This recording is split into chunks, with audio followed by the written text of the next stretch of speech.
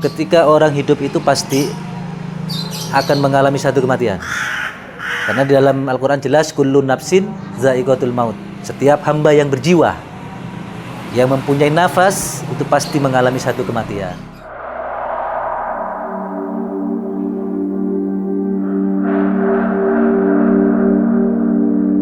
Kemudian setelah saya mandikan, yang dua ini tahu-tahu kabur. Nah, setelah kabur saya ngelihat, biasanya kalau memandikan saya selalu membersihkan kukunya dulu. Gitu loh. Cuci tangan, tangan saya digenggam. Lah setelah digenggam kok tahu-tahu itu mayat bangun. Dia bilang, diapain saya?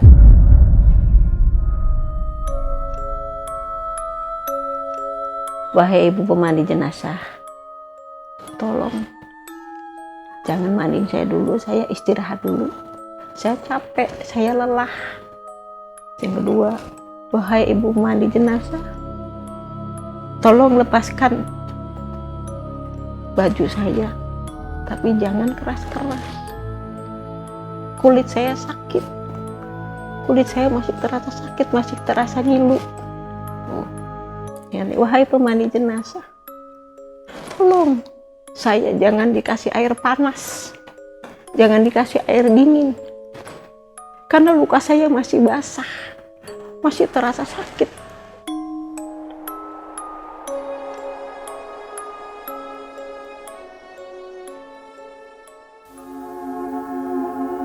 Halo semuanya, kembali lagi di Lentera Malam bareng gue Jamal. Dan sekarang kita ada di segmen telusur.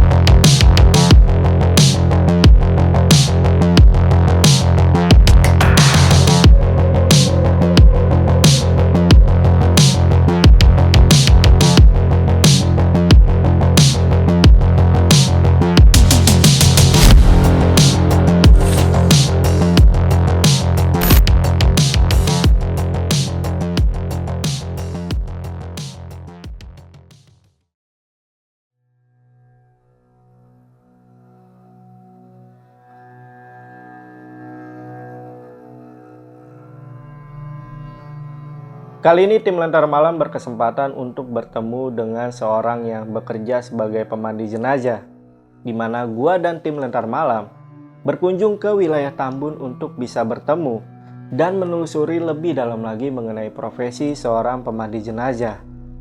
Dan sesampainya di sana, bersyukur kita disambut dengan baik oleh Pak Junaidi dan warga sekitar. Banyak hikmah yang kita dapatkan setelah kita berbincang dengan beliau mengenai profesi yang beliau jalani.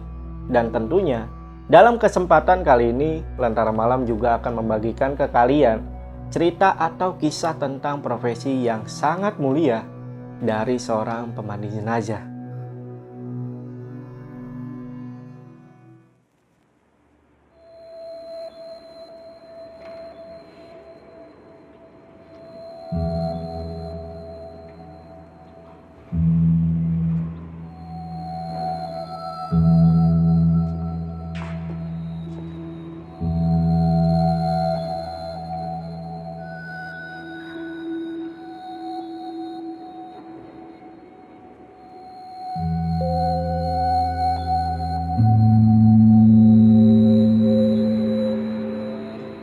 Nama saya Junaidi, profesi saya memandikan jenazah.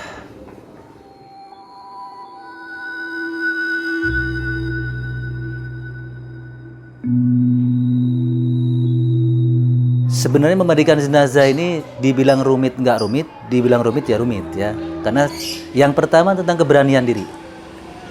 Keberanian, karena ketika orang praktek belum tentu dia berani untuk menghadapi jenazah langsung. Ya alhamdulillah waktu itu saya juga menaikkan diri. Awalnya memang takut karena kita tidak pernah berhadapan dengan apa yang kita lihat langsung, yaitu seorang manusia terbujur kaku. Kemudian kita memandikan, awalnya memang ada rasa takut, tapi karena sudah menjadi kebiasaan, lama-lama rasa takut itu hilang dengan sendirinya. Ya banyak sih kisah-kisahnya ya, karena memandikan jenazah itu juga kadang-kadang ada keganjalan dalam satu jenazah itu. Yang merasa diri kita, kalau kita lihat dalam kehidupan sehari-hari, orang itu kadang-kadang berbuat baik atau enggak, tapi ketika kita memandikan jenazah itu merasakan gitu. Merasakan belum tentu apa yang dibuat orang itu baik di dunia, ketika dia meninggal itu tidak ada kendala gitu. Justru yang menurut pandangan orang itu, yang dia biar orang jelek tapi tidak pernah ada kendala. Ya inilah kuasa Allah gitu. Dan di sini keikhlasan tentang manusia ketika dia berbuat baik.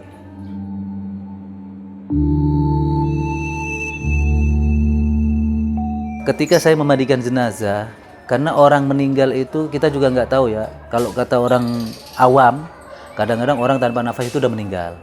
Saya pernah kejadian satu kali dalam satu wilayah, dan saya tidak bisa menyebutkan wilayah itu, juga nama jenazahnya saya juga berani menyebutkan. Ketika saya memandikan, biasanya kalau memandikan itu kan ada 3 orang kita ya, ada 3 orang. Kemudian setelah saya mandikan, yang 2 ini tahu-tahu kabur. Nah, setelah kabur saya ngelihat, biasanya kalau memandikan saya selalu membersihkan kukunya dulu, gitu loh. Cuci tangan, tangan saya digenggam. Lah setelah digenggam kok tahu-tahu itu mayat bangun. Dia bilang, diapain saya? Wah itu masuk rentak, kaget. Karena apa yang tidak biasa kita lihat, yang tidak biasa kita lakuin, jadi lakuin. Dengan sendirinya itu gemeter semua. Jadi nggak ada orang yang nggak takut kalau udah begitu. Orang meninggal tahu-tahu hidup lagi. Tapi kejadian itu memang cukup lama. Akhirnya 2 minggu si orang ini meninggal lagi. Tapi saya udah nggak berani memandikan, udah trauma.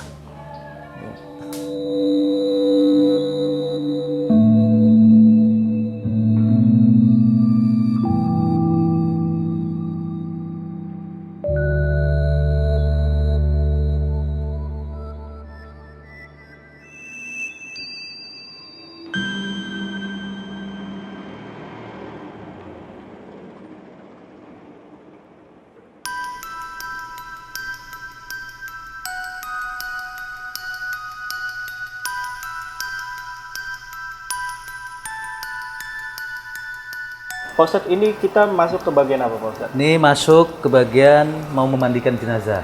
Ya, mandikan jenazah. Jadi kita persiapkan airnya, ya, terus sabun, biasanya ada sabun, terus sampo, nah, terus katerbat, kapas, semua dipersiapin di situ. Nah, nanti si mayat ini langsung nanti tidurin. Kenapa ada bantalan gini? Kalau di daerah Jawa sana, itu biasanya pakai kursi dipangku sama keluarga. Oh, oke. Keluarganya yang mangku biasanya 5 orang, ya. Warga tuh langsung dipangku, si mayat terus dimandiin. Terus ada juga yang pakai balai. Balai, ya. Balai dikasih pohon pisang, tapi di papas. Papas ya. Buat bantalan tidur. Nah, karena kalau di sini kan keluarganya nggak ada di perantauan nih. Kalau keluarganya nggak ada di perantauan, makanya dikemas seperti ini. Jadi ini tong pemandiannya, tempat pemandian, terus dikasih bantalan supaya mayat gak langsung tidur sini. Kalau bersihin sela-selanya enak. Oh iya, Nah, paham, jadi paham. kalau langsung begini kan kita bersihin kadang gelimpangin kanan kirinya susah. Jadi dikasihlah bantalan gini supaya apa, kotorannya juga langsung masuk. Paham, ya betul-betul. Jadi kalau diangkat tuh gampang gitu ya. Gampang. Ya. Nah kalau untuk posisi kepala biasanya di mana di Pak bantalan? Bantalan ini. Kalau bantalan posisi kepala ini lebih tinggi sini. Yang lebih gede ini untuk kepala, ya. Kalau ngadapnya terserah, tergantung dari situasi tempat. Kalau situasi tempatnya ngadep ke sana ya ke sana, nggak harus swing, nggak, tergantung posisi tempat gimana memandikan jenazah itu. Ya kalau udah gini nih si mayat tidurin gini. Nah, kalau masih pakai baju, mayat dibukain semua baju, celananya dalam semua sampai dia udah bukil, kemudian dimandikan. Nah, bisa keluarga nanti ngikut dimandikan. Pertama dibersihin dulu, ya. dibersihin dulu semua, kuku-kukunya biasanya kan kotor tuh, dibersihin semua, telinganya semua dibersihin. Utamakan kalau memandikan jenazah itu dari bagian kanan. Dari bagian kanan. Nah, sunnahnya ya, Sunnahnya. dari bagian kanan. Nah setelah itu dibersihin, baru ketika mau ini si mayat ini agak didudukin, diangkat kepalanya terus dipencet perutnya. Itu untuk apa tuh Pak? Supaya kotorannya keluar. Nah setelah itu baru diistinjain atau dicepokin. Cepokin, setelah bersih baru kita wuduin, baru kita guyur dari atas ke bawah. Guyurnya. Sampai dibersihin, nanti keluarga semua yang memandikan, nggak masalah, yang penting setelah itu baru kalau sudah selesai memandikan itu biasanya ada yang pakai air kembang ya, biasanya ya, pakai air kembang supaya wangi lah, terus terakhirnya setelah diguyur semua baru nanti pakai air kapur barus. Baru diwuduin lagi. Oh, diwudukan lagi setelah terus itu. diangkat, didafan. Gini, Biasanya kan saya juga nemuin jasad itu ya, jenazah yang habis dimandiin itu udah pakai kemben, itu pakai ini pas di mana tuh Pak? Sebenarnya si mayat ini ketika mau dimandiin itu ditutup. Memang ditutup ya? Iya, ditutup supaya apa? Kemaluannya nggak kelihatan. Nggak boleh hukumnya kalau kemaluannya sampai kelihatan. Baik itu keluarga, istri, semua nggak boleh. Makanya ditutup. Nah setelah yang kain itu basah, nanti diganti dengan kain kering. Kalau memang mau dianduin ya dianduin. Nah terus ditarik kain itu dari sono ke sini, terus yang basah ditarik ke bawah. Baru diangkat.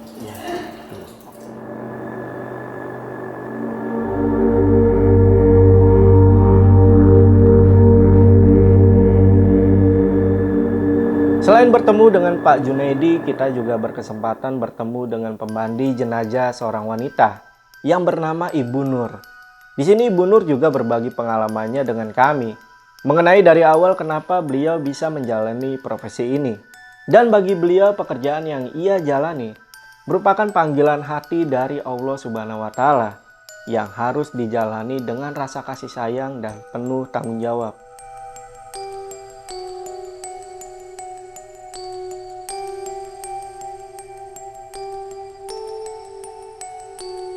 Sejak masih di kampung, itu masih punya anak satu tuh Mbak Ana, umur kurang lebih 2 tahun. Ada mbah tuh yang meninggal, ibunya dari bapak, meninggal malam. Tapi pas pagi sampai jam 9 belum ada yang ngurusin.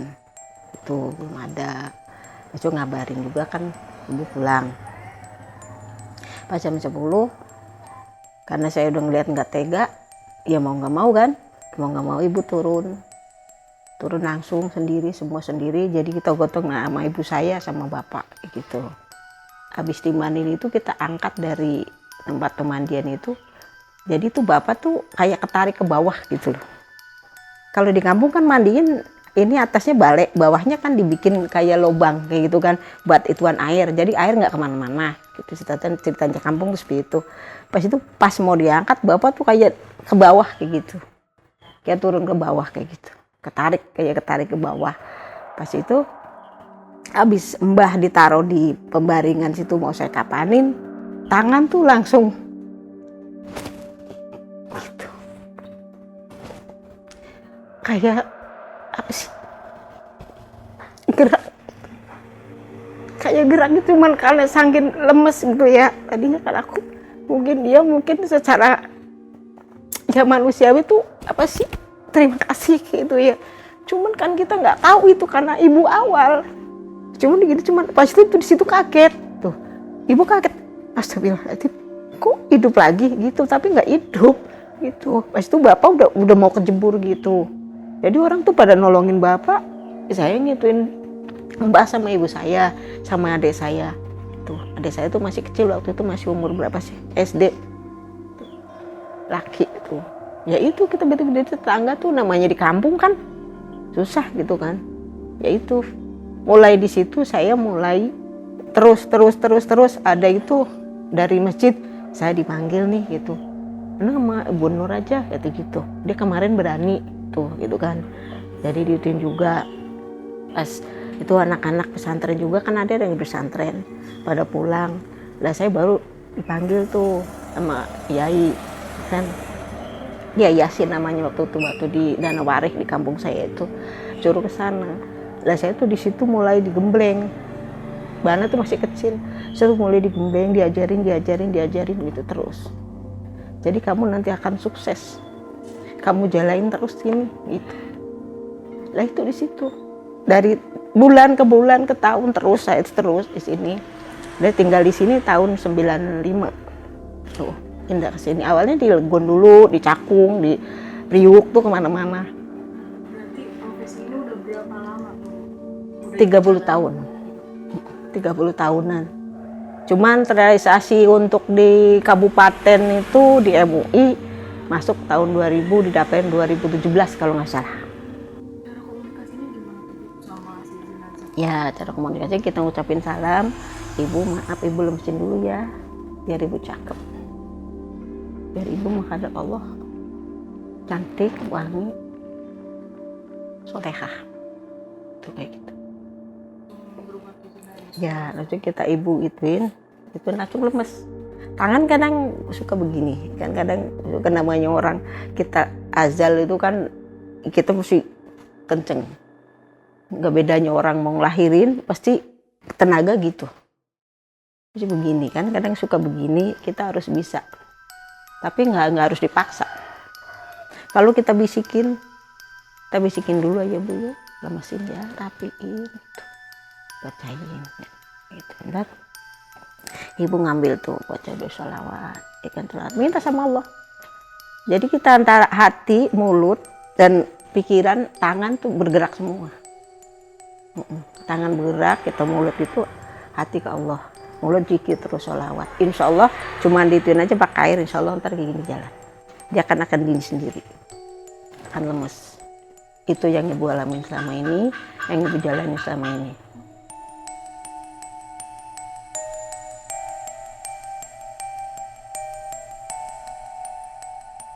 Begitu banyak pengalaman Ibu Nur selama menjalani profesi pemandi jenazah ini. Dan tentunya, beliau juga pernah mengalami kejadian mistis selama bekerja sebagai pemandi jenazah. Nah, dari sekian banyak cerita yang beliau alami, ada satu cerita yang menurut gue ini cukup unik ya. Dan juga membuat gue agak merinding nih. Dimana Ibu Nur ini pernah memandikan jenazah seseorang dari keturunan Tionghoa. Dan di sana beliau mengalami kejadian mistis yang di luar nalar.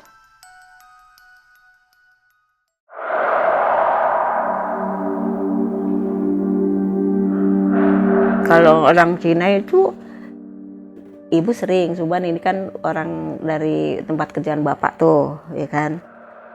Meninggal tuh, nenek tuh, mau dikremasi. Saya tuh itu di kamar itu sendiri, khusus gitu. Khusus. Jadi kita tuh beda sama orang Kristiani, sama kita tuh beda, ya kan. Kalau jenazah kita kan cuma udah kapas, kain kapan, kamper, sama stanggi. Kalau dia enggak. Banyak, harus didandanin, harus pakai gaun, ya kan. Dulu kan pakai emas, tapi sekarang enggak. Sekarang emasnya enggak dipakai, tapi dibikinnya gelangnya dari melati, kayak gitu. Dari melati itu pun semua ganjil, 9. Pokoknya udah dari 9, 39 tuh untuk kalungnya, untuk semua dari itu. Semua dari melati, tapi dibikin ganjil kayak gitu. Semua dari ganjil. Tadi dandanin rapi, dipakein sepatu gitu. Kalau jenazah itu jarang mandi sih. Kalau yang itu saya pegang nggak jarang mandi, jarang dimandiin. Jadi mandinya pakai itu formalin. Ya, formalin jadi pakai ada tempat kayak rumah sakit gitu, warna kayak melamin apa sih ya gitu ya, baskom gitu. Tapi kan di situ ada waslapnya khusus. Ntar ada dikasih formalin berapa cc sama es batu. Itu kayak itu aja lah, kayak kanebo tuh ngelap mobil kayak gitu kan. Cuman dielap gitu, semua dielap rapi gitu, bersih kayak gitu. Itu masih pakai emas. Itu saya ngomong itu sebenarnya ya. Saya tuh ngomong sebenarnya, ngomong itu kita berdua tuh di ruang itu. Kita berdua. Kata saya nih, ngapain ya orang udah meninggal kok pakai emas-emasan, mendingan dikasih saya gitu.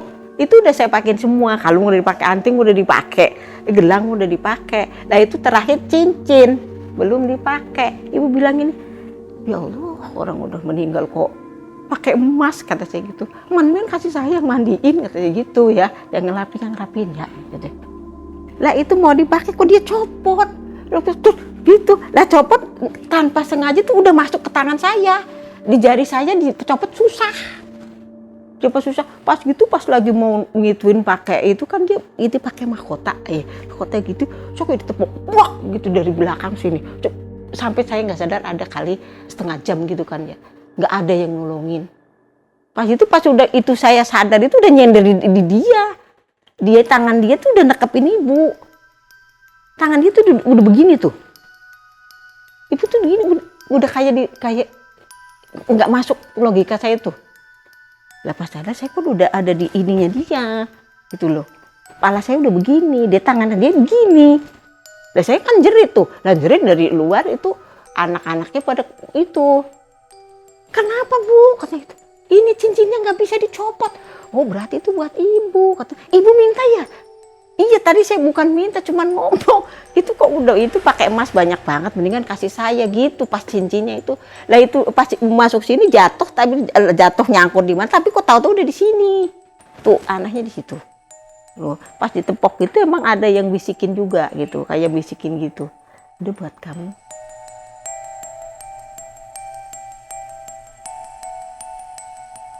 Nah, setelah mendengarkan pengalaman mistis yang dialami oleh Ibu Nur, rupanya Pak Junaidi juga mempunyai beberapa pengalaman yang menurut beliau banyak kejanggalan mengenai jenazah yang beberapa kali ia temui. Bahkan, Pak Junaidi juga beberapa kali bisa merasakan firasat atau tanda-tanda dari seseorang yang akan meninggal.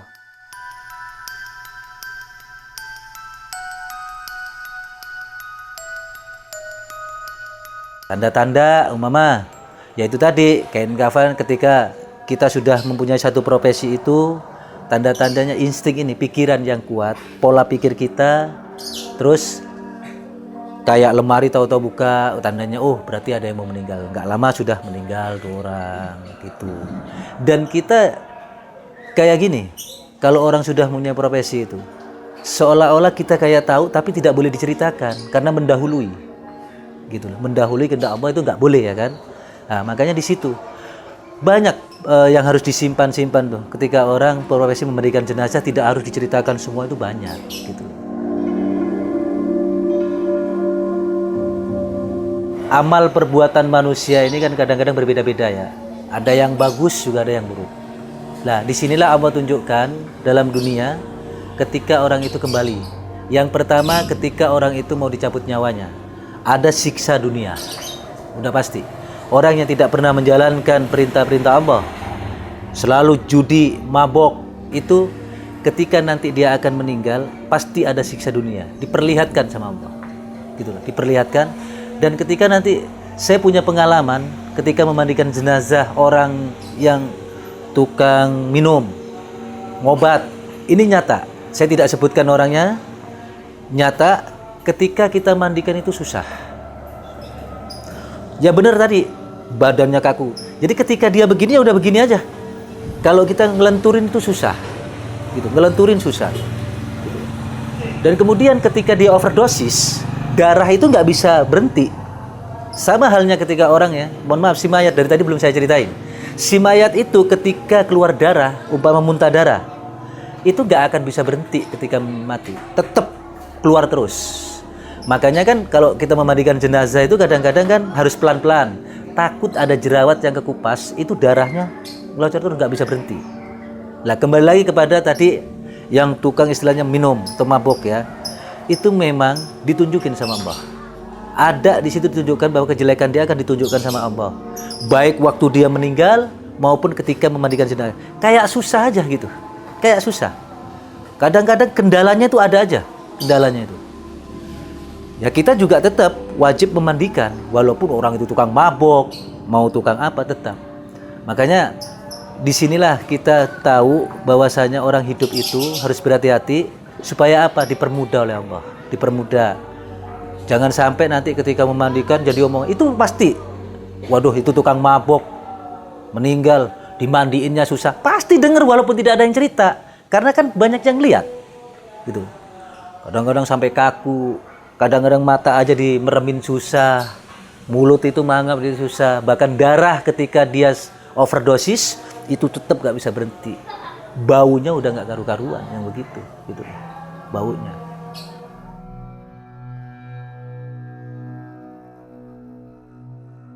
Sebenarnya kita nggak bisa nyebut namanya, ini aib si mayat ini nggak boleh diceritakan. Tapi ini supaya menjadi contoh, ya. Dan ini merupakan satu cambuk supaya kita yang hidup bisa berintrospeksi diri dengan apa yang kita ceritakan ini.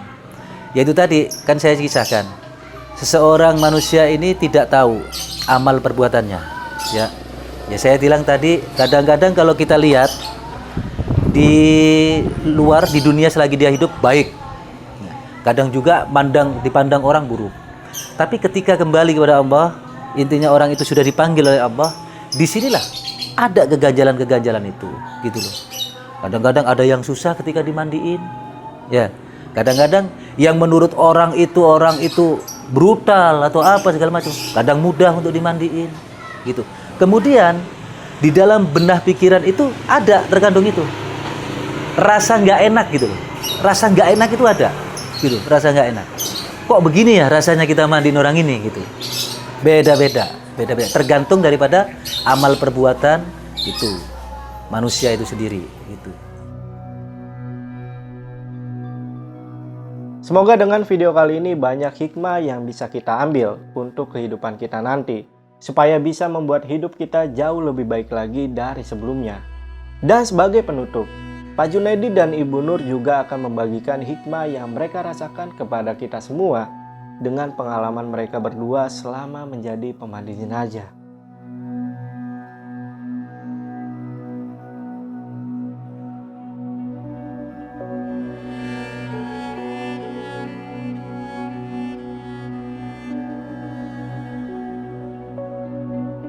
Hikmah yang saya ambil ketika saya memandikan jenazah ini luar biasa. Yang satu itu ibadah saya, ya. Bahkan saya tidak pernah menerima apa sepeser pun upah, karena terus terang rezeki itu datangnya dari Allah. Saya tidak pernah berharap sesuatu itu, hanya keikhlasan yang saya harap. Itu hikmahnya, ya alhamdulillah segala perjalanan hidup saya lancar, hikmahnya, gitu loh. Intinya apa yang kita berbuat selama ini, yang saya tanam kebaikan, saya yakin kebaikan pun Allah akan berikan kepada saya. Dan saya tidak pernah berharap sesuatu apapun ketika saya memandikan jenazah dan mengurus jenazah, gitu. Karena ini merupakan satu keikhlasan saya dan tidak pernah ada embel-embel apapun di situ, gitu. Harapan saya sebenarnya yang memandikan jenazah itu bukan hanya orang yang bisa, kalau bisa orang keluarga semua orang itu harus bisa.